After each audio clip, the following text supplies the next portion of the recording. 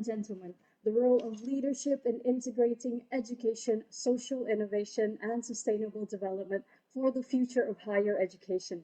Sir Jeff Mulgan, Professor of Public Policy from University College London, UCL, once said, universities must become laboratories for social innovation and not just repositories for knowledge. This is the fourth of AKEPT's Let's Talk About webinar series. Assalamualaikum warahmatullahi wabarakatuh. Greetings to everyone wherever you are in the world. Today's session is brought to you by AKEPT, the Higher Education Leadership Academy Malaysia, USIM University Science Islam Malaysia, and also SEAMEO RIHED, the Regional Center for Higher Education Development under the Southeast Asians Ministers of Education Organization. A very warm welcome to all of you tuning in today. AKEPT's Let's Talk About, or LTA webinar series is a platform that was launched in May 2024 to facilitate discussions on leadership in higher education. Its key objectives include to provide a space for leaders to share experiences, address challenges such as technological changes and social integration, and also expand networks across the ASEAN region. The LTA offers practical guidance that leaders can apply in real-world settings. Its key impact is to ultimately contribute to building a more inclusive, competitive, and future-ready higher education sector. My name is Dr. Nur Hidayah Azman from USIM. I am truly honored to be the host for today's session. So a few housekeeping notes before we begin. We are coming to you live on Facebook at the AKEPT channel on Facebook. So we are on Facebook under Academy Kepimpinan Pendidikan Tinggi. So thank you so much for tuning in today. Please let us know who you are, where you're tuning in from.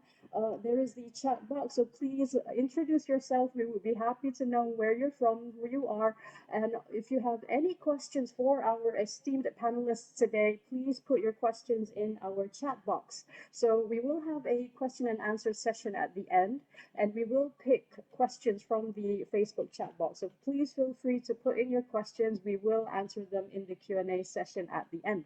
Most importantly, if you would like certificates of attendance, please look out for two forms. You do need to fill in a registration form and also a feedback form. So links will be provided in the chat box, so do look out for the links. So I repeat, if you want the certificates of attendance, please fill in two forms. The first one is the registration form and also the feedback forms, and we will give you your certificates of attendance. So moving on to today's topic, the role of leadership in integrating education, social innovation, and sustainable development for the future of higher education. We are very lucky and privileged to be joined by a phenomenal lineup of distinguished panelists. Our first speaker is Professor Datuk Sri Insinyur Dr. Kamal Nasharuddin Mustafa, Deputy Vice Chancellor for Academic Research and Innovation, Al-Madinah International University. Our second speaker is Associate Professor Technologist Dr. Wan Zuhaini Saad, Director of Center for Academic Development and Leadership Excellence, University Putra, Malaysia. And our third panelist is Ms. Cleo Cachapero, the lead for Higher Education Projects, Education Department from Asia Europe Foundation.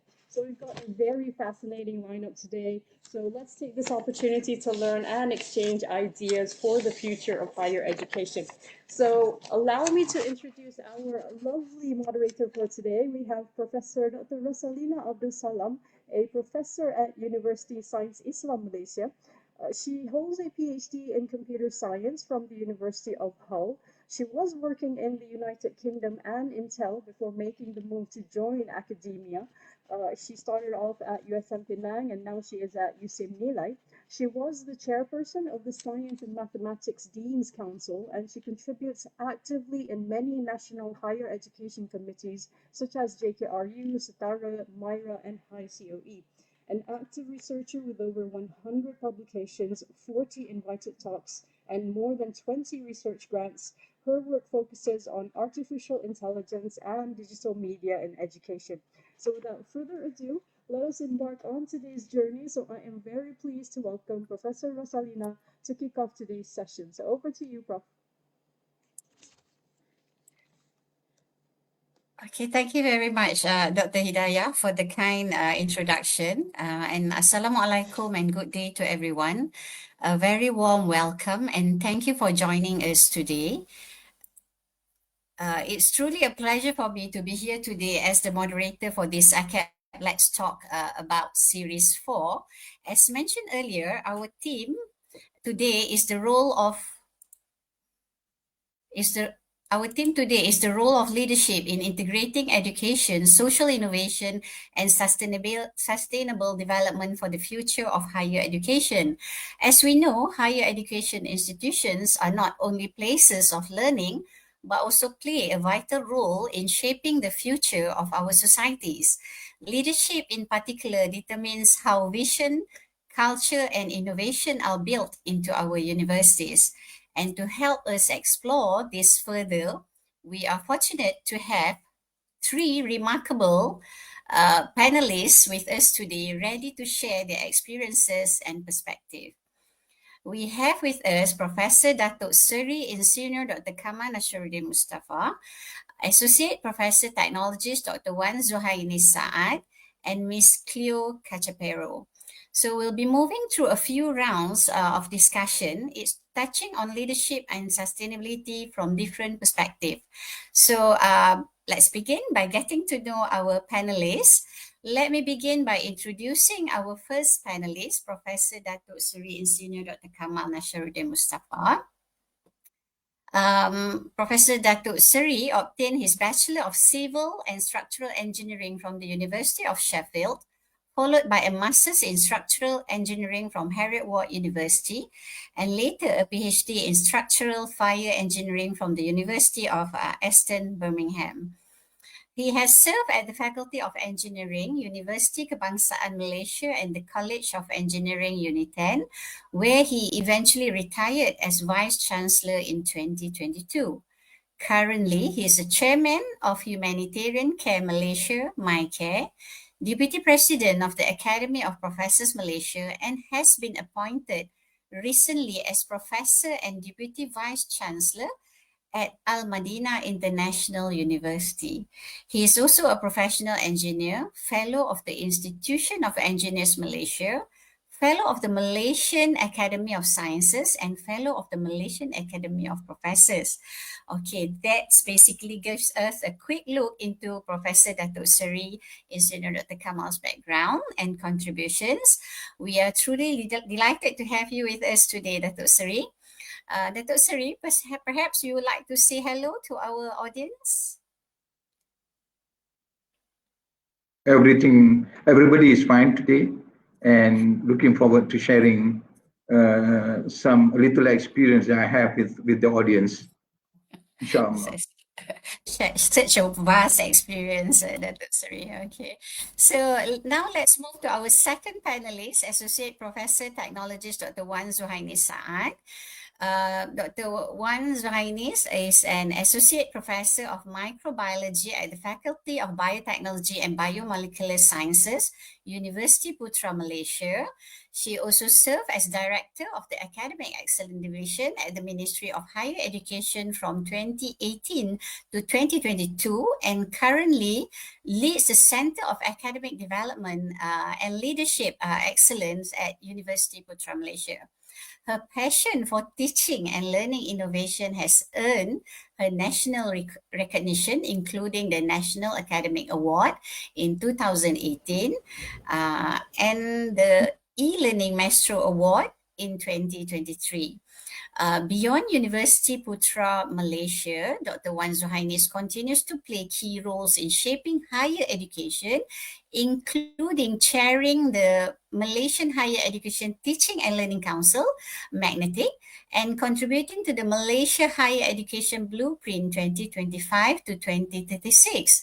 She also provides expertise internationally, such as in supporting higher education reforms in Cambodia. So that is basically a short overview of Dr. Wan Zuhaini's remarkable contributions. We are very pleased to have you with us, Dr. Wan Zuhainis. Dr. Wan Zuhainis, would you like to greet everyone here today? Thank you very much, Prof. Rina. Assalamualaikum warahmatullahi wabarakatuh, and a very good evening look forward to discuss, especially on sustainability and innovation with our honored panel this afternoon and with everyone. Thank you. Yeah, that's good. Thank you, Dr. Wan. Okay, now I'd like to introduce our third panelist, Miss Cleo Cachapero. Miss Cleo Cachapero, a Filipino national who leads the higher education portfolio at the Asia Europe Foundation Education Department. She manages two flagship initiatives, the Regional Conference on Higher Education, which partners with the Asia Europe Meeting of Education Ministers, and the Higher Education Innovation Laboratory, which has already connected more than 550 academics, researchers, and universities leaders from 45 countries across Asia and Europe. Before joining the foundation, Ms. Cachapero spent a decade at the Commission on Higher Education of the Philippines, focusing on policy development, international partnership, and the internationalization of higher education. She holds a bachelor's degree in international relations from Lyceum of the Philippines University and a master's degree in public administration from the University of Philippines Diliman, and that is Miss Cleo inspiring background and experiences. Okay, Miss Cleo, may I invite you to say a few words of Hello. greeting to our participants? Yeah. Hello. Do you hear me clearly? I'm so sorry. I'm Yeah, having some technical issues right now with my camera. yeah, we can hear you very well, Miss Cleo. Yeah. Okay. If you do hear me, that is great. Higher Education Projects Lead from the Asia Europe Foundation. We're an intergovernmental organization based in Singapore, and our main purpose really is to connect Asia and Europe. So thank you very much for having us in this panel discussion, and we look forward to sharing our work with you alongside incredible panelists. Okay.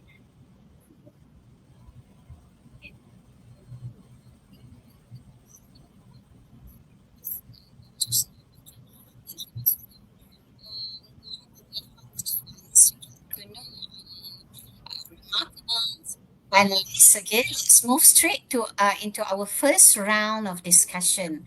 When we talk about leadership in higher education, it's not just about managing the day-to-day operation.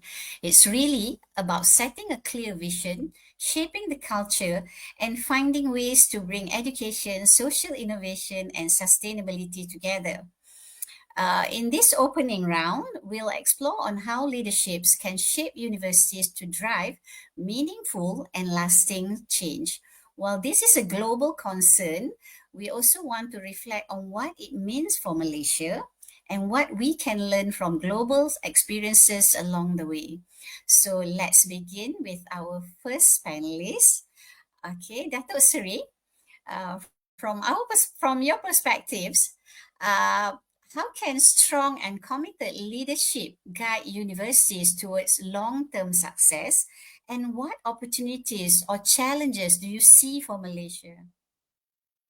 The mic is yours, Dato'. Again, thank you for the kind invitation extended to me to share about leadership, about higher education, about social innovation and sustainable development. I'm quite interested when Prof mentioned that leadership in higher education is more than just managing day-to-day affairs. I think this is a very strong and important statement. Leadership in higher education, or leadership anywhere for that matter, it is not about day-to-day operation. I think we need to, if I may just touch on this a bit, leadership and managing is sometimes being used interchangeably. Whereas, in my opinion, it is quite decent, or we need to differentiate the role of leaders and managers, especially in higher education. When we talk about leadership in higher education, we talk about vision. When we talk about managers managing day-to-day operation, that's the task that's execution. That's a role of managers. So as I see it, leaders, we set the vision, we set the direction and strategic direction of the organization. Even more so important in the case of universities or higher education, we must have a clear strategic direction, a clear vision and mission, and also a clear core values that we want to internalize in our organization. And moving forward from there, I think quality leadership is non-negotiable. We cannot compromise on quality leadership. Leadership of university of higher learning institution must be based on merit. You must choose the best to lead IHL or higher education institution. It cannot be on any other basis except quality, as quality leadership is, I was saying earlier on, non-negotiable. Because we make critical decisions, we show directions to the constituents of the university. Another important thing is that when we talk about leadership, we have to have a strong and committed leadership that guide the university. We leaders must develop the direction, the detailed plan of action, design to achieve long-term goals of the university. You must have very clear action plan. You must have very clear long-term goals set for the university. When I say long-term, some universities will go for 10 years, some 5 years, but that I think whether it's 5 years or 10 years, it is the needs of the university which matters. But certainly we do not talk about 6 months or 1 year, plan. So it got to be at least 5 years or more. So the detailed plan of actions must have, the target. You must have the goals, the objective, the strategic initiatives, and you must develop the KPIs. And all this must be shared with faculty members, with staff, and even students of the university. So it is important, as I see it. It can be top down and it can be bottom up or convergence somewhere in between. But it's important when we develop the strategic plan, the detailed plan of action for the university, there must be engagement with all constituents of the universities. So it can, as I was saying earlier on, top down and also bottom up and convergence somewhere in between. So it is always good to listen to what our staff have to say about about the direction that we are formulating or crafting for the university. In my past experience, sometimes you develop this detailed plan of action or strategic plan. It takes months, sometimes 3 months, sometimes 6 months. More so because we wish to get the constituents of the universities on board. We must have engagement. We must have feedback. Important to get feedbacks, and then we formulate a way forward for the university, understood by all in the university. If I may also talk about opportunities, I think we're looking at a Malaysian scenario, Prof. We have a lot of opportunities now for Malaysian university.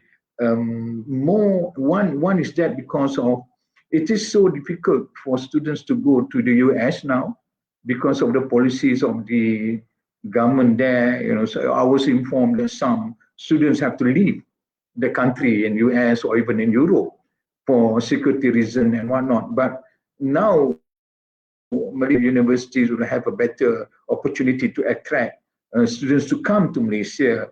But of course, we have to provide the value proposition to them why you have to come Malaysia, the strength and the capability that we have. And I must share, just I think about a few weeks ago, I saw a report, 5 universities from Malaysian universities in the top 200 in QS university ranking. 5 universities from Malaysia in the top 200. It's the same as France. I think France also have 5 universities in top 200 in world university ranking. That shows that we are doing very well in terms of the stature, quality, and these are the opportunities for students to come to Malaysia. And we must also recognize the role of MQA and Engineering Accreditation Council, of which I am a member of EAC. We do provide a very clear, transparent, quality control system for us to give accreditation to universities. So these are opportunities that we have, I must say, whilst other countries are probably shutting their doors for students to go, but Malaysia want to open for students from many parts of the world to come to Malaysia. But certainly we must develop, each and every university must develop a detailed plan to move forward, move higher in terms of quality, in terms of our performance, so that we can get the trust of the people, of the society, not only in Malaysia, but all over the world, inshallah. So thank you, Prof. Okay, thank you, Datuk Seri. You have given us a solid foundation actually about the quality leadership and also the long-term plan that you mentioned. I think that is a very good, solid foundation for our further discussion. Okay, next, I think Dr. Wan Zuhaini, let me bring you to our next question. In your view, what are the most effective ways for universities leaders to embed sustainability into teaching and learning, particularly in ways that fit Malaysia's context and priorities? Okay, the mic is yours, Dr. Wen. Thank you, Prof. I do believe that in Malaysia, sustainability must be taught as practice, not just a slogan, and not a slogan. As university leaders, we can actually make it real. We can materialize it through our curriculum, through our daily life initiative in the campus, and also how we apply it to involve with the community. So, for example, when I mentioned about in the curriculum, meaning that we are redesigning or embedding it in our curriculum. So sustainability to be integrate in the curriculum by design. So this will require new either developing new curriculum or revising the existing curriculum courses to include the learning outcome with education for sustainable development, for example. So that is one of the initiatives that has been published by MQA, which is actually in our MQF 2.0 2024, that was actually published in August 2024. So, for example, in UPM right now, we are revising our curriculum, all of our program, with explicitly measuring the 8 key competencies for sustainability through the education for sustainable development. And this also require our lecturers and our educators to provide opportunity and experience through experiential learning and also authentic assessment. There are many local application that speaks to Malaysia's priority. For example, food security, circular economy, energy transition, that is also aligned with the current needs or aligned with the sustainable development goal and part of the global challenges. Through we also produce, for example, um, uh, creating more flexible education and lifelong learning that include social innovation and sustainability through micro credentials, for example, and these all actually ladders into electives and degree credit that will at the end, we provide options and choices, more personalized learning for our student and future students. Through stackable degree, for example, is another example that we are now looking into, not just among the five RUs, but also all the other HEIs, and involving the students to co-create solutions with local communities through our service learning courses, which is actually service learning courses is part of the high impact educational practices. And current initiatives that has been introduced since 2019 is actually SULAM, Service Learning Malaysia University for Society, that students need students are provided with opportunity to apply their knowledge and experience with the community through this service learning approach, and this actually can provide solutions, and students can work with other local councils like the SMEs, the NGOs, farming communities, for example, that will including B40 and indigenous group, that so that learning will directly improve livelihoods and resilience. And through flexible learning pathways and flexible education and lifelong learning also, there are many universities, including UPM, for example, open short courses and micro learning that produce digital badges, not just to our students, but also to the working adults and TVET partners, for example. And we publish materials such as open educational resources or even inclusive open educational resources, IOER, that recognize staff leadership, okay, through workload points, course release, and also promotion criteria. So innovations need to become a culture and not just a one-off project. And of course, there are other initiatives that need to be more radical transparency and accountability, including, for example, finding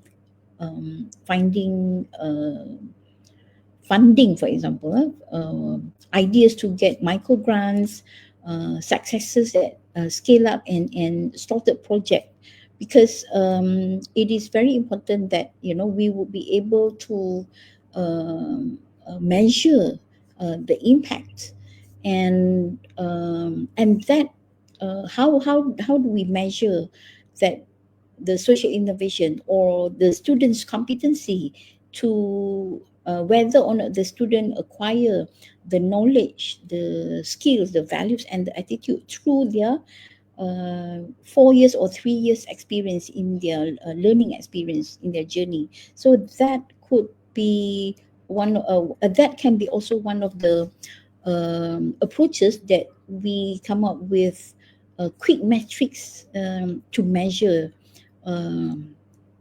the impact and the skill set that has been acquired by our students.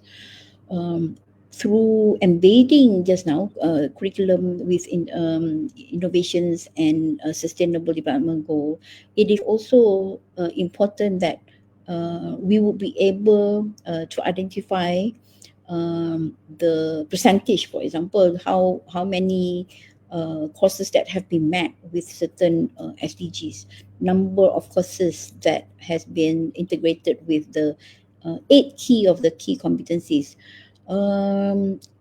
In campus, including living labs that have been piloted out, partnership with service learning partnership that will activate, able to contribute in the student e-portfolio, for example. So it's all about getting to the universities, not just working in silo in your own program, but working with other faculties, other disciplines, transdisciplinary. And we know that the 17 SDG, Sustainable Development Goal, is actually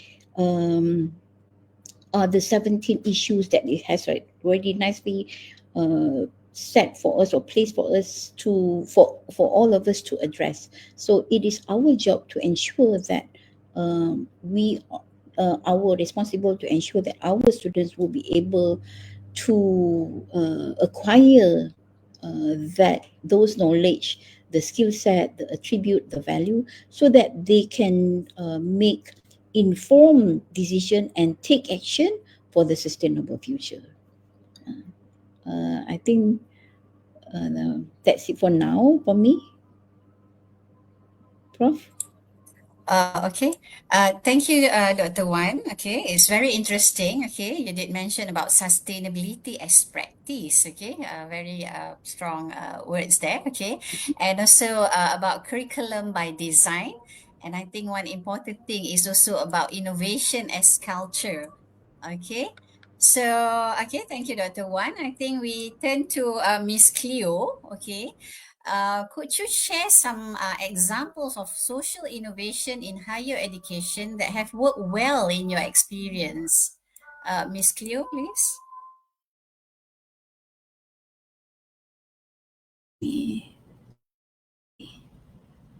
All right. So thank you again for giving us this opportunity to share our work on higher education. From my point of view, as someone who's been working with projects on higher education with ASEF, I think I will be able to share bits and pieces of our work on the project we call the ASEF Higher Education Innovation Laboratory. And so just to share a few things with you regarding this project, for the past maybe first 3 cohorts that we've had since 2021, our participants worked on a lot of different types of innovation and action plans. And these plans were meant to address challenges and also opportunities that are foreseen or already encountered in their own universities. And they've produced a lot of these different action plans, and some of them were focused on driving an innovation ecosystem in their universities through community-driven action. Some of them are on developing policy frameworks as well. Some of them were on establishing innovation labs, innovation parks, and many of them focus as well on establishing partnerships, be it with other universities or fostering academe, industry, and also government partnerships so that they can enhance their capacities and also streamline resources and exchange expertise. And there are also innovation action plans that tackle platforms or aim to establish platforms for a wide variety of purposes. For example, there's one on career counseling. There's also one on mental health advocacy. So because InnoLab works with an overarching theme of universities' role in AI innovation ecosystems, many of these proposals also focus on using AI to augment operational procedures already in place at their universities. And of course, as I mentioned, some plans focus on establishing innovation parks and laboratories in order to have a body or an office that can house or host or direct all of these innovation initiatives at their universities. So we're pretty pleased to say that a lot of these innovation plans are not just tech or pedagogy oriented. They're actually aiming to address societal needs in effect. So in areas like equity, inclusiveness, access as well to education, ethical governance when it comes to AI, and of course, sustainability. So in our project, many experts and academics from various universities in Asia and Europe have tried their hands at formulating these action plans in many different areas of concern. And also, bearing this in mind, I think I have just a few points in my head. First, capacity building is important. Many of our participants try to work on initiatives more leaning towards capacity building. So working on programs, for example, and projects that train, upskill, and capacitate your university stakeholders from top down, as mentioned earlier by the Professor Wan and Professor Kamal. That's very important in building an ecosystem that allows innovations to emerge. And also having policy frameworks and dedicated centers for innovation and aligning your internal plans and projects to something of a national strategy is also crucial because this allows you to systematically create and also maintain opportunities to capacitate and develop your stakeholders, as I mentioned. And maybe even secure structural support and funding, because these two, we observe that they always come up as a concern from our participants. You know, they need funding, they need institutional support. And so that's been quite a persistent concern. And we know that action plans remain plans if there is no support that will really get them rolling, you know. So you are already very well placed. I think Malaysian universities are very well placed in this area because very happy to see that your education blueprint actually names innovation ecosystem as a key enabler. So right there, you already have your policy anchor, and what you need to do is to really align your institutional strategy and also your more internal policies, plans, and your projects, so that you can ensure you have the right environment for innovation to arise. And a final point on this question is building partnerships is also very crucial to supporting social innovation, be it through industry, academe, government partnerships, or also university to university partnerships, or even something like having joint research collaborations. These are all very crucial in order to generate innovations that benefit your institution, but also your community, and of course, your economy. So that's my answer to that, Dr. Rosalina. Okay, thank you, Miss Cleo, for sharing some of your experiences. And I think you did mention about innovation ecosystem, which is, I think that's something that we in Malaysia also should be looking at. And some of your successful projects and how these international practices can inspire our action, I mean, meaningful action locally. Okay. Thank you again, Miss Cleo. I think with that, we are going to go into our next round, which is our second round. Okay. So now, okay, just a bit of a few points here. Okay. Having a strong vision is only the first step. The bigger challenge is turning that vision into real action. I think we did mention about some of it, not just as a plan and should go into action. And also we are talking about measurable results. Okay. In higher education, social innovation can be powerful link between sustainability goals and actual performances. But at the same time, I think Dato Sri also did mention, okay, too much decision making freedom about, I mean, I think Dato Sri mentioned about quality leadership earlier. So here I would just like to say that at the same time, too much decision making freedom or weak coordination can sometimes slow things down. Okay, so in this round, we'll look at how leaders can move from ideas to real impact. Okay, not just an action, but real impact, and how this lesson can guide us here in Malaysia.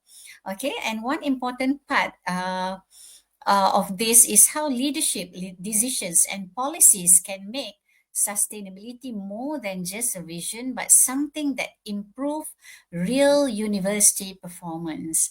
Okay, I think we'll start again with Datuk Seri. Okay, Datuk Seri, from your perspective, what policies or strategies have you seen work well in connecting the sustainability goals to better university performance, and which do you think could make the biggest difference in Malaysia? Okay, the mic is yours, Dato'. I think if I may just recap my earlier statements I made, I think leaders we talk about vision, we talk about creating strategic plan, direction for our organization. So you have to differentiate leaders from someone who will be micromanaging. So you'll spend so much time on operation. I remember very well when I was leading the university before, I was always reminded, if you are a leader, you talk about networking, you talk about building relationship, and that is where business is. But if you focus more on operation, and that is expenses, that is cost. So the role of leaders is to create business in a way, in context of university, for us to build relationship, build networking, so that university can grow. We have to avoid from meddling into the day-to-day operation or micromanagement, and leave it to the respective people tasked with the responsibilities. But within the context of sustainability, it is a buzzword now, Prof. Salina, is a buzzword. Apa namanya, sustainability. I will always think, what do you mean by sustainability? You can always break that word into ability to sustain. So for a university or for an organization, for that matter, you have to craft a strategy, a detailed plan for you to be able to sustain your operation for a long time, to meet your strategic goals, and to achieve a value proposition and the requirements of your stakeholders. But certainly, when you within the context of higher education, we have to sustain our operation, because we do provide future leaders for the country, or future leaders for the world. Because Malaysia, we have maybe 100,000 plus international students studying in higher education institution in Malaysia. We talk about producing future leaders not only for Malaysia but for the world. And I think we are fortunate to be given the task, to contribute leaders not only for Malaysia but for other countries, for maybe 100 plus countries, having students studying in Malaysia. So we must sustain, be able to sustain our operation, to ensure that the ecosystem of higher education, the ecosystem of creating world leaders remain intact, whatever comes, whether COVID or whatever challenges we face, but the ecosystem is there. The end-to-end system is in place so that we deliver the responsibility given to us. Also, when you talk about sustainability, we talk about Prof. Wan Zuhainis was mentioning earlier on about SDGs. I think we cannot extricate ourselves from SDGs. But I think, if I may use the word, we have to take ownership of SDGs. Not only that we look at SDGs from far, or whether you have done, but I think what is important is that we take ownership on the SDGs, and translate that with strong commitment by all of us and universities. One clear example, and I think that enable us, or maybe a form that we consider whether we do embrace SDGs or take ownership of SDGs. I'm a proponent of Times Higher Education Impact Rankings.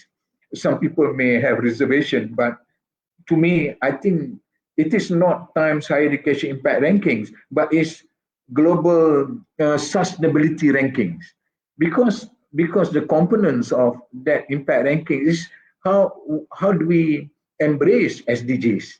I think how do we measure in terms of research, in terms of leadership, in terms of outreach, and in terms of teaching within the context of SDGs, 17 SDGs, but in the case of impact ranking, you must at least comply or embrace at least 4 SDGs. So, for example, we talk about no poverty, SDG number 1. I was saying I need to emphasize that we must take ownership of SDG. SDG 1 is no poverty. So how do we go about ensuring no poverty? Translate it into university action. Proportion of students receiving financial aid will be very important. How many of our students, I mean, I think quite many of students are from poor background, sorry to use the word, but then what percentage of our students receiving financial aid? So there must be intervention and strategic plan to offer scholarship internally or in partnership with other external bodies to provide scholarship to students coming on board. So that is SDGs. There is sustainability. Or other things would be quality of education. Prof. One was mentioning, and also Ms. Close mentioning about ensuring that students embark upon lifelong learning. So that is part of SDGs. So another one is, of course, clean energy. When I was at Unit 10 before, we have put a strong focus on renewable energy.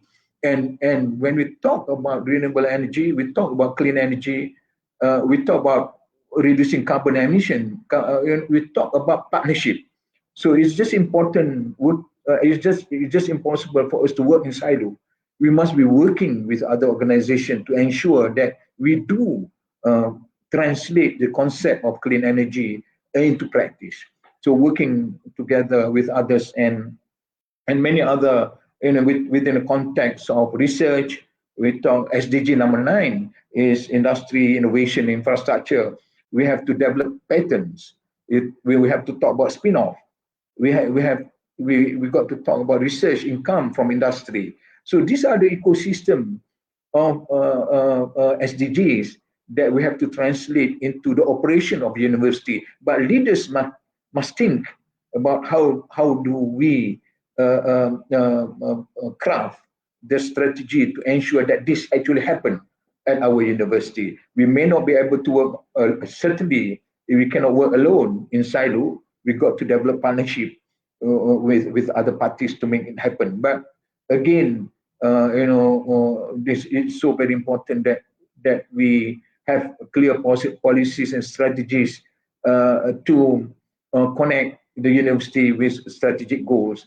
I was mentioning earlier on, it was ability to sustain, so that we create the ecosystem, we provide access to students to get a best quality higher education, we produce leaders not only for Malaysia, for the world. Second, in terms of our embracing SDGs, we must have the clear plan. And third, I think within the context of discussion for the moment, I think also important for us to focus on financial sustainability. You don't always get a blank check, very limited budget. So there must be effort to ensure financial sustainability. If you are, a public university, you cannot depend on government forever, or even more so for private university. There must be strategy to grow revenue stream. There are so many ways to do that. We have zakat, wakaf, foundation, And all these things, if we will leverage and we work together with other interested parties, we can ensure financial sustainability of the university. But all in all, I think we have to ensure that the ecosystem, quality ecosystem, we are able to survive in difficult situation or in whatever situation, because we carry the responsibility to provide access to quality higher education, and we carry the responsibility to provide future leaders not only for Malaysia but for the world. I think those are things that we have to be mindful of. Thank you, Prof. Okay, thank you, Datuk Seri. I think I think you did mention about networking. Is very important, and not to meddle with day-to-day operation. I think that is something leaders should also look into. And one strong points I think you mentioned about ownership of SDG. Okay, so ownership of the SDG and how it should also be ties together with the strategic planning. I think that is also a very strong point that leaders at the university or higher education should look into. Okay, let's move to, thank you, Dr. Suri. Okay, so let's move to our next panel, Dr. Wan Zuhainis. Okay, too much freedom in decision making can sometimes slow down progress. How can leaders strike the right balance between giving autonomy and ensuring accountability so that innovation and sustainability can go hand in hand? Okay, Dr. Wan? Thank you, Prof. Thank you for the question. I think my short answer would be give freedom within a clear frame. Too much freedom without a frame becomes drift. Too much control without trust become paralysis. So we need to balance the freedom within a framework. We are tight on outcomes, loose on methods, and radically transparent on data. So faculties and academics get room to innovate, and but everyone plays toward a small set of shared goals. So to make autonomy speed us up, not slow us down. We practice freedom within a framework so that we will see more then a few more non-negotiable through non-negotiable outcomes, for example. So we let the faculties to choose how to get there, but then we have set the university's objective key results that cover sustainability and innovation together, right? So, for example, we have our service learning courses. We have also courses that have been mapped to certain SDGs. Just like Dr. Sri mentioned just now, we take ownership of the SDGs. Like for in UPM, I give you one example that we have done in UPM is every faculties identify or determine the SDGs that based on your strength, based on your expertise, that is identify the SDGs that you can contribute to, right? But in my responsibility is to make sure that all the 17 SDGs are all covered within the all programs in UPM. So when Dr. Sri mentioned about taking ownership of the SDGs, that means we will work toward the shared goals, which is actually to contribute to the sustainability and planetary health, for example, through many other initiatives. And we also believe that when we are given that freedom, we will also be able to co-design or co-create with communities. Always measure the learning and the impact. How we write down the boundaries for innovations, and always make that outputs accessible and inclusive. Of course, we should be looking in and ensure that it's ethical. Look into the safety and never greenwash, for example, and add simple impact threshold like carbon inclusion, academic integrity, so that the teams will know where are the red lines. So this is what we call as guardrails that protect values while leaving room to create and innovate. And when the decision making decision, right decision, we need to be explicit about who decide what, you know. Um, and that can be through what we call the RACI, responsible, accountable, and consulted and informed, where part of we when we pair it with a decision charter, and and at the same time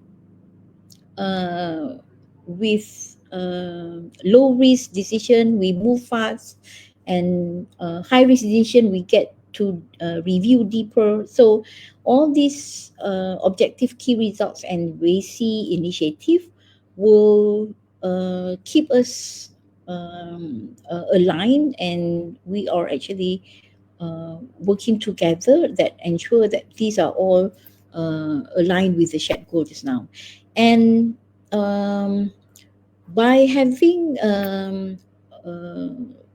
to identify the learning outcomes and early impact, to determine the impact signals, this will also keep us to keep the autonomy high inside each of our each at each level, and accountability high at each gate. And just now Dr. Sri also mentioned about micromanage, right? Well, leaders do not need to be to micromanage if visibility is strong, and we want our team to be able to keep a certain measurable impact, or as a data, as evidence, or keep it as a one page evidence log, for example, right? So and those practices, when we actually try, and what we tried, what we learn, and what we will change, and that can be just a simple published dashboard, for example. So, and that dashboard you can see whether based on the students' competencies, emission of waste data, or inclusion metrics, or project status. So when everyone can see it, everyone can help to fix it. And this also, when making decision, we should also consider, when given that freedom, we should also consider about aligning it with certain incentives or reward what we say we value. That can be also reflected in promotion and recognition to credit excellence in education for sustainable development teaching, for example, OER, people who develop micro-credential in social innovations, community impact, and research translation. So this will actually celebrate our contributors, uh, but of course it has to be based on evidence, and becomes, because accountability includes the courage to say, well, this is actually not working, or this is working. So we need to reflect that. And autonomy, when we say, when given that autonomy and freedom, um, we need to see the autonomy versus accountability in practice. So autonomy lives in the how. So the team choose methods, and then partnerships and tools. Accountability lives in the what. and by when. So we commit to specific outcomes, evidence, and timelines. So and we review them. And lastly, we need to ensure that people will feel safe, and when to feel safe to make mistake and learn from it and reflect. Okay, I think. Thank you, Prof. Okay, thank you, Dr. Wan. I think you have shared examples as well from UPM, and I think you did also mention about to balance up, right? The freedom and always tie in with the strategic planning, whereby that is also something that can be measured. Okay, so I think it's important. Key point here is actually to balance when we have the too, I mean, not about the too much freedom there. Okay. Thank you again, Dr. Wan. Okay. So next is Miss Cleo.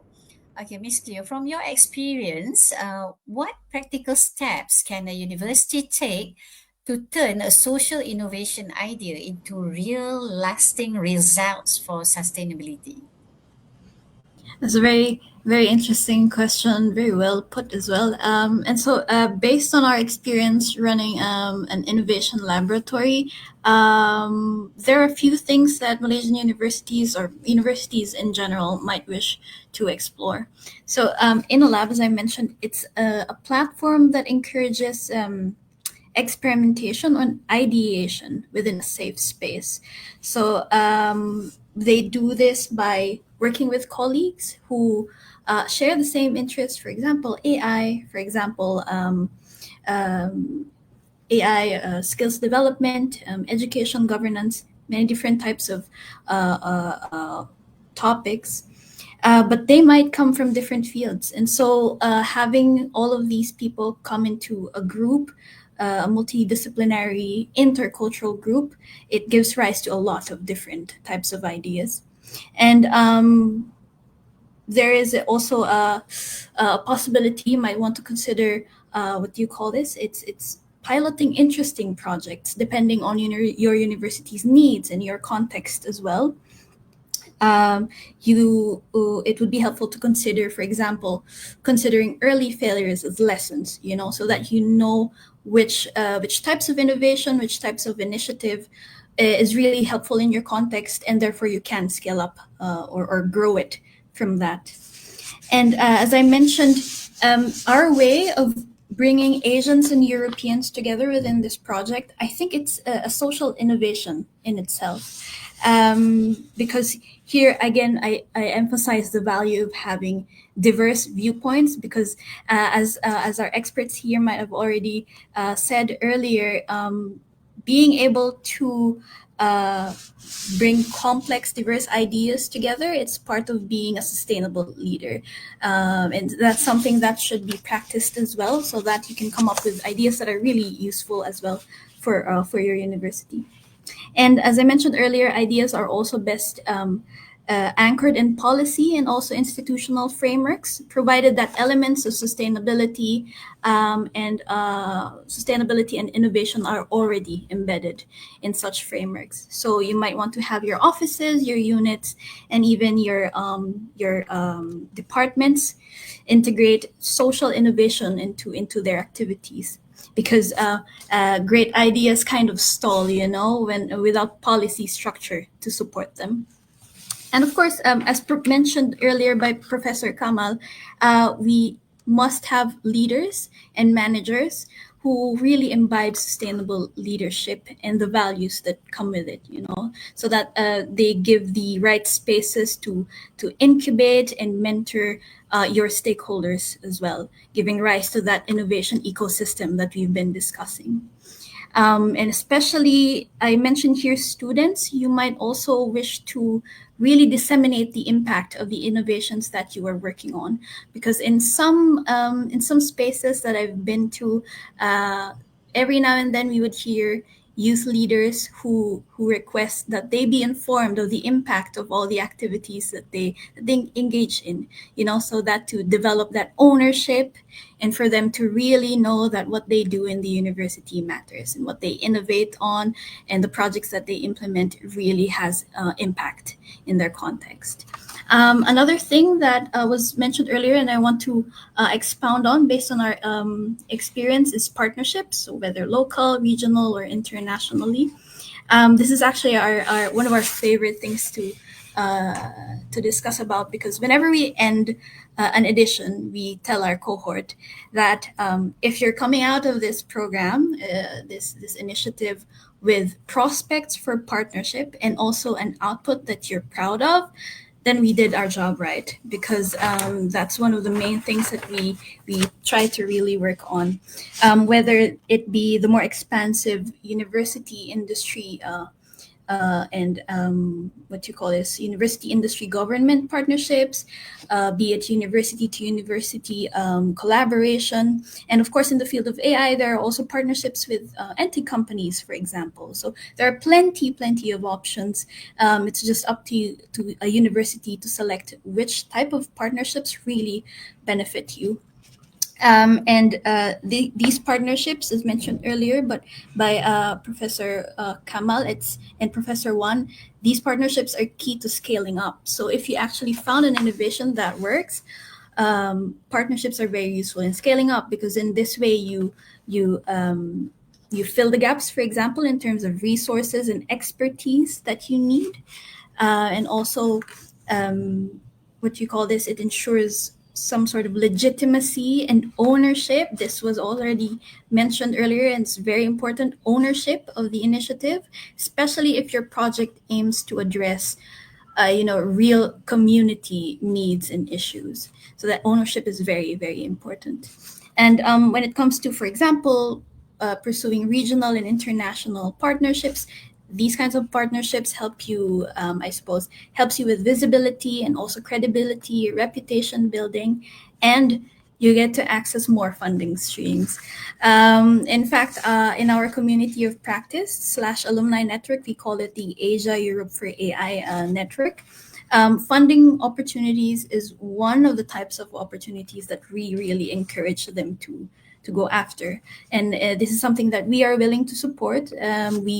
We try to back such proposals, because what happens in this network is that certain experts and academics, they come together, form a small consortium, and they draft a proposal, and they come to us like, hey, we want to access this kind of funding, and then we back that proposal essentially, and of course hope that they do get this support, because we do believe in the initiatives that they together build.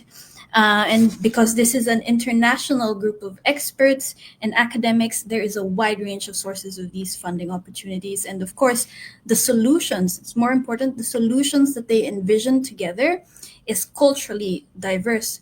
So they carry multiple perspectives, and therefore kind of increase the adaptability of the innovations that they pursue.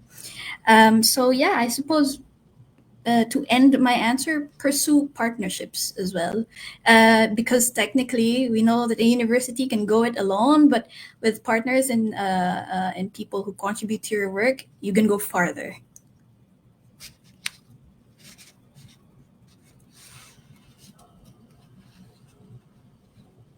Okay, thank you, Miss Cleo. Okay, very interesting about this innovation lab, and you did mention about ideas into practice. Okay, and then about the different culture that you shared at the lab. Okay, and something we could learn as well. I mean, for Malaysia, and it shows how good ideas can move beyond just concept, and how important partnership is all about. I think you keep mentioning about partnership.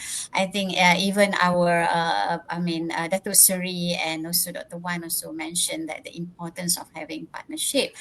Okay, so I think now I think we are quite ready to go into our next session, which is our Q&A session, because it seems that our time is a bit getting there already.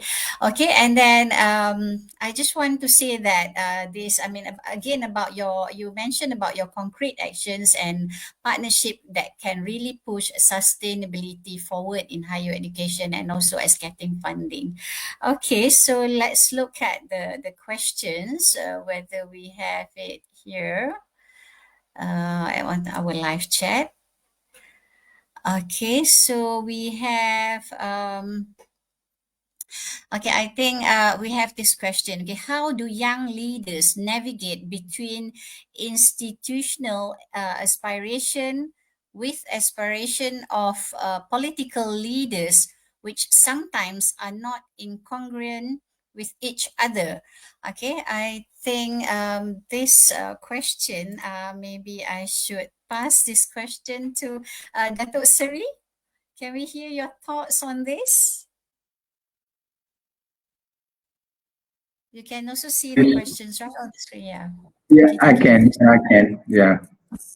This is certainly a very difficult question to answer.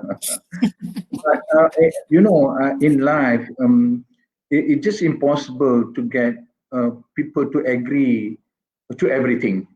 It's just impossible. There are sometimes you may agree on some issues, as sometimes, but as other times you disagree. So I think the approach is to find things that we can work together, work on things that we can agree upon. So political leaders will be looking at issues of concern to society, and we, leaders in institution, universities or higher education institution, we have also issues of concern to society. So find areas that we can work together, that we can collaborate. Certainly there are, certainly there are. You talk about, just crossed my mind, you talk about accessibility to higher education. We can bring across this message to political leaders that, okay, let us work together, get students from your constituency to, to follow through into higher education. The worry now, Prof, the worry is that there was a report by DOSM, Department of Statistics Malaysia. I think it was published 2 or 3 years ago. 72% of students taking SPM in Malaysia do not wish to continue to higher education. So, I mean, we can talk to political leaders, hey, this is something of concern to us. We do not have people coming to universities. We do not have people will eventually become engineers or teachers or doctors or accountants. Let us work together for the benefit of the society. So I think this is important for us to find common interest, common issue. And there are certainly a lot of common issue of interest to society. Creating access, getting students to come to university, getting scholarship, and a lot of other issues, support system, and so on. There are issues that we cannot agree. Maybe some political issues, or political party A would say something, political party B would say something about economy, about okay, there's something that beyond us. Let the political leaders, debate in parliament. But I think there are hundreds of issues that we can work together. So my point here is that look at common issues, common interests. Certainly, we can leverage on that for the benefit of the society, inshallah. Okay, thank you, Dato. Ardila, hope that answers your question. Okay, I think Dato has put that into a very clear and I think very comprehensive there, even though it's kind of a short time. Okay, so let's look at another question. Okay, we have this. Okay. Okay, I think I will pass this to actually to Dr. Wan. Maybe Dr. Wan can take this question. Okay, so with artificial intelligence rapidly transforming the future of work, how should higher education leaders reimagine universities to remain relevant and impactful in an AI-driven world? I think that's for you, Dr. Wan. Would that be okay? Yes, thank you, Prof. Thank you for the question. A aligning with the Malaysia Blueprint Higher Education 2025-2026, 2036. The goal is to produce humanity-centric, purpose-driven nation builders. And there are 10 shifts. The first shift is about humanity-centric entrepreneurial and adaptive learners, right? And the blueprint is developed based on 4 core values, which is humanity-centric, holistic well-being, shared prosperity, and sustainability. So based on the core values, and also from our MQF 2024 that has need us to embed values-based education, right? And those all these are actually aligned with the graduate that, or the learners that we are going to mold. You know, when they become, we want them to be humanity-centric and entrepreneurial and adaptive. Adaptive. So the word adaptive there also include whether or not these learners will be able to adapt to not just AI, but also other emerging technologies, disruptive technologies, right? And how the higher education leaders, when they need to be more creative and innovative in redesigning the learning experiences, be it in the curriculum itself or in the delivery and assessment, and also other experiences through clubs and societies and their college experiences in the institution. We are talking about how we need to ensure that our learners, the Gen Z, Gen Alpha, and soon Gen Alpha, will be able to for us to provide that learning opportunities for them, because these students, these future students, they are all digital natives. Our grandchildren now born in this AI world. So when you say reimagining the universities, that means the leaders, the educators need to have the mindset that we need to act fast. We need to adapt and adopt very fast. So we need to be able to learn, unlearn, and relearn very fast. We need to design our curriculum to be more relevant. We need to teach and to ensure that our educators teaching and learning are they are upskilling and reskilling based on the current technology and the demand, to ensure that students will be able to have the certain skill set that are needed, and they need to get our students to be able to make sense of what they're learning in the classroom.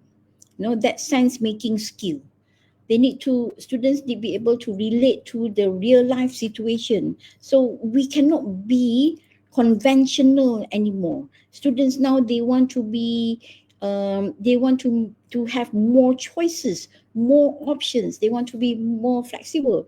They want to be the learning to be more personalized. So we need to redesign our curriculum, our approach, and our delivery to be more flexible and also customizable. So those are the buzzword when we talk about the future landscape of higher education.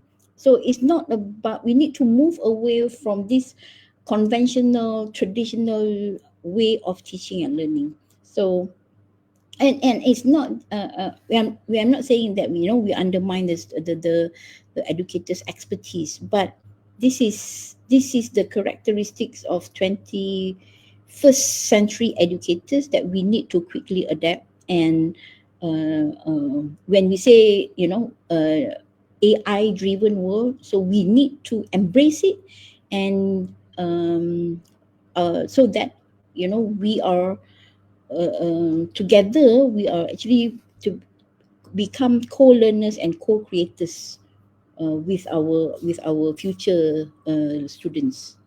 So reimagining the redesigning the universities or the curriculum is very important. Okay. Okay, thank you, Dr. Wan. Okay, Dr. Manan, hope that answers your question. I think Dr. Wan already given a very clear perspective on that. Okay. So then we have another questions. Okay. I think this is very suitable for Miss Cleo. Okay. What are modern tools or apps available for today's leader, maybe in your innovation lab, having, at international level, maybe you have something to share with us? Yeah, Miss Okay. Cleo.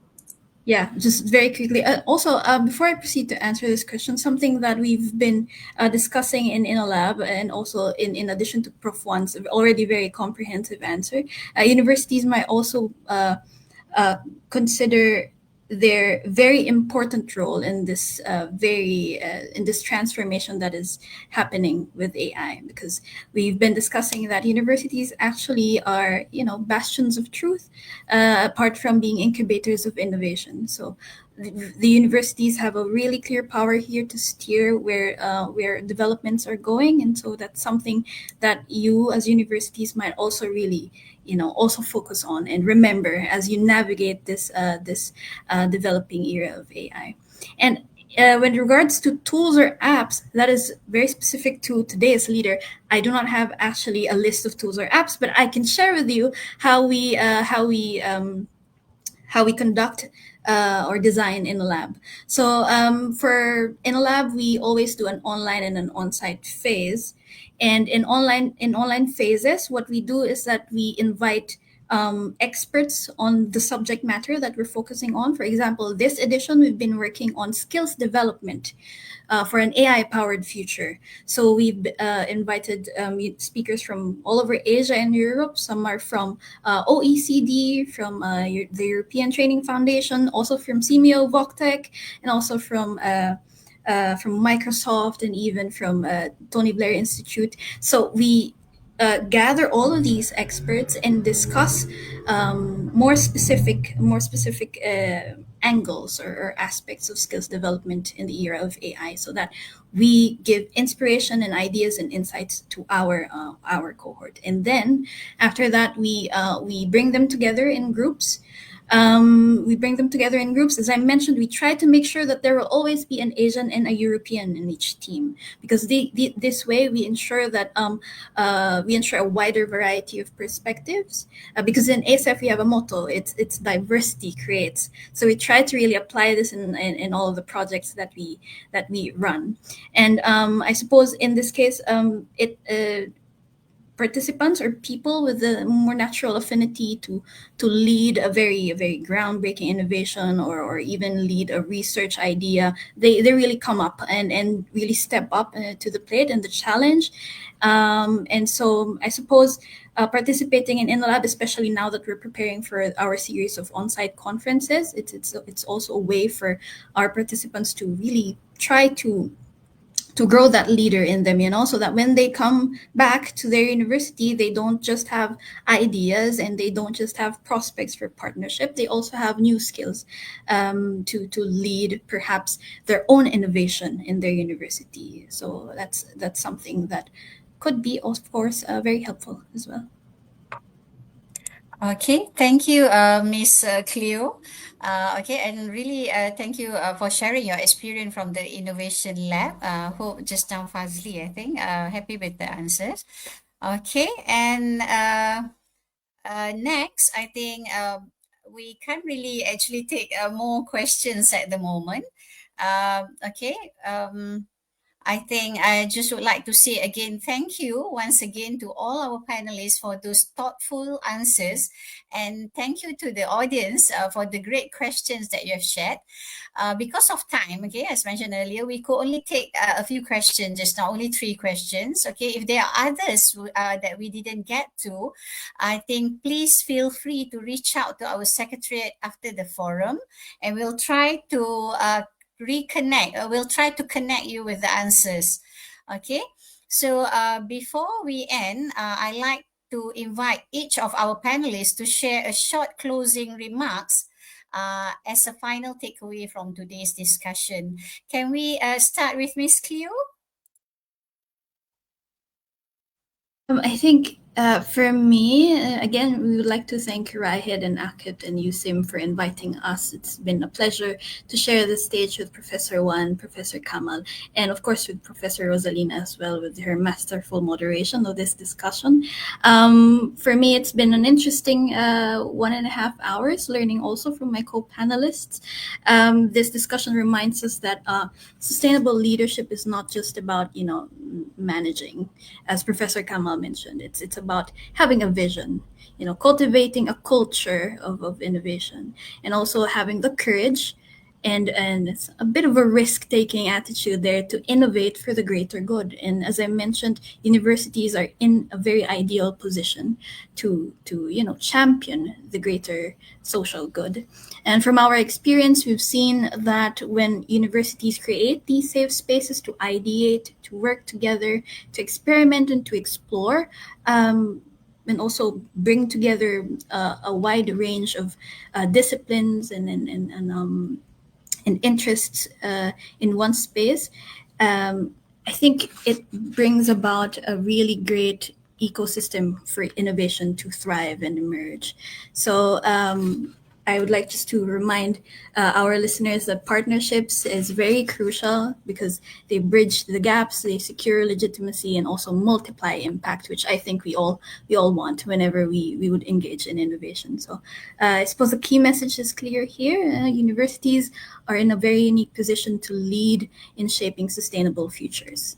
And by embracing sustainable leadership and social innovation, Malaysian universities, along with its global peers, can move ideas into action, and also from action to, of course, lasting transformation. So that's it for me. Thank you very much again. It's been lovely joining all of you today. Okay, thank you, Ms. Cleo, for that thoughtful closing point. Okay, now I think can we move to Dr. Wan Zohainis for the at least the closing remarks? Okay, Thank you. Thank you, Prof. So now we know that innovation and sustainability actually go hand in hand, and sustainability is not a niche; it is the strategy. It's about character, competence, and consequence. So who we are, what we can do, and what difference it makes. If our students live with courage to convince stakeholders, humility to learn from communities, and discipline to deliver measurable outcomes, they will become the leaders that Malaysia needs. So to all educators out there, teach and leaders, teach for wisdom, lead with evidence, and build together with empathy. Thank you again for having me, AKEPT and USIM. This is I'm honored and humbled to be here with all our panelists. Thank you very much. Okay, thank you, Dr. Wan, okay, for leaving us with that important reminder. And I think finally, we'll hear from Dr. Suri. Okay, please, Dr. Suri. Thank you, Prof. I'm also honored, as mentioned by Prof. Wan Zainis just now. We are honored to be here, and we hope that this sharing will bring benefit to our audience. I just need to mention that we talked about SDG just now, about quality education, lifelong learning. So at Al Madinah International University, we do offer ODLs program. Now 3,000 plus students from 97 countries in the world taking our ODL program. So that's something that we are proud to share. But coming back to our discussion, I think we recognize that higher education institutions play a very vital and important role in shaping the future of our country, future of the world. And within the context of this discussion, the sustainable future of Malaysia and sustainable future of the world. But we have to stretch ourselves, Prof. Rose. I think we have to challenge ourselves to be even better as we move along. We cannot be complacent because complacency is a silent killer. That's we say is a silent killer. So sometimes we want to make changes. People say, "Why change? We have doing this for years and years. We have created success. So we don't. You quite many people resist changes, but that's very very dangerous because past success doesn't guarantee future survival. Past success doesn't guarantee future survival. In a fast changing world, the biggest risk is thinking that we are safe. In a fast changing world, that is the biggest risk. If we think that we are safe, we are okay, and that's complacency. And complacency is a silent killer. So in the race of progress in this competitive world, I think we have to make a point here very clearly. Standing still is as dangerous as moving backwards. We cannot just stand still because it can be as dangerous as moving backwards. What we need to do is to move forward to, to create a quality and sustainable ecosystem so that we can contribute to the advancements of our country, to the advancements of the world. So this is our responsibility. We must be mindful when we run university in whatever position that we hold, whether you are the vice chancellor, deputy vice chancellor, dean, or director, or even staff doing marketing. We must realize that we carry very important trust. The trust is that we create future leaders for the country and for the world. So for that, I thank you for the chance and opportunity given, and hope to see all of you again, if not in online, but in person, inshallah. Thank you very much. Okay, thank you. That's a report. Ending with that strong message, okay? Do not be complacent. Okay, I think that's a very strong message for all of us, especially out there, our young leaders. Okay, thank you once again, Datuk Seri, Dr. Wan Zuhainis, and Miss Cleo for those meaningful closing remarks and for sharing the experiences, okay, with us today. What an excellent sharing that we had from all our panelists today, showing us how leadership in higher education can bring together our vision, social innovation, and sustainability, not just in setting direction, but in making real lasting change happen. Okay. Not just sitting there, okay. I was especially the strategic planning that we have, okay. And we've heard different perspectives about this, preparing for our next generation. And I think the importance of working together to move things forward. I think another word that I think we keep on being repeating is about the partnership. Okay. So, on behalf of the organizers, I would like to thank our panelists once again for their time and contribution. And of course, thank you to everyone with us today for being part of this AKEPT Let's Talk About webinar. Okay, with that, I'll now pass the session back to our MC, Dr. Nur Hidayah, for the official closing. Assalamualaikum and good day. Thank you so much, Professor Rosalina. Ladies and gentlemen, that concludes our webinar for today. So many thanks to our moderator, Professor Dr. Rosalina Abdul Salam, our incredible panelists, Professor Datuk Sri Insinyur Dr. Kamal Nasharuddin Mustafa from MEDIU, Associate Professor Technologist Dr. Wan Zuhaini Saad from UPM, and Ms. Cleo Catapero from the Asia Europe Foundation based in Singapore. So to conclude today's enlightening discussions, let us please be inspired by the UN's SDG on quality education. Leadership in higher education must integrate social responsibility with academic excellence to drive sustainable futures. Thank you once again to AKEPT, USIM, SEAMEO, RIHED, our distinguished panelists, and all of you, members of the global academic community, for sharing your time and energy with us today. So please don't forget to fill in the feedback forms. We really appreciate having all of you here with us today. So take care, everybody. See you in our next session, inshallah. Wassalamualaikum warahmatullahi wabarakatuh, and goodbye.